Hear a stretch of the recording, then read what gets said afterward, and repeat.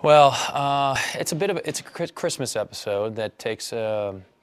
We open up with a bank robbery in progress, and Booth gets out, and Santa blows up. I don't know why that's funny to you.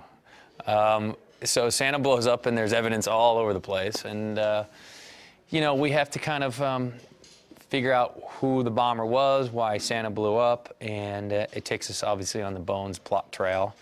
And it does examine the relationship between these two characters, especially at Christmas and the holidays. That Booth doesn't have anywhere to go. He's at home alone for Christmas, and she invites him to her house for Christmas. So Bones' dad is back. Zoe Deschanel is on this show, and she plays Brendan's cousin. So she's in the episode. And it's really about a show about coming together, figuring out the plot, and with a little Christmas love. So it's got some really good twists and little turns in there, and it's a good cheer.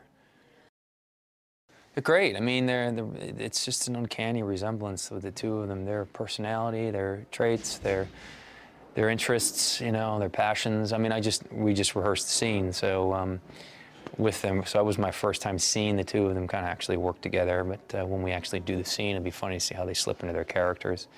And I was talking to Emily last week about how she was feeling about working with her sister, and it's a great moment for her and her family to actually have that film for the rest of your lives. And I think that's kind of a good moment for the two of them to have. They'll have that for their whole lives when the show is done and over, that they'll have that moment where they actually worked on the show. And but it's great to watch the two of them interact, and they both have their differences in certain things. And Emily seems to always want to be dictating and telling people where to go, and she's very mellow. So, but it's great to watch.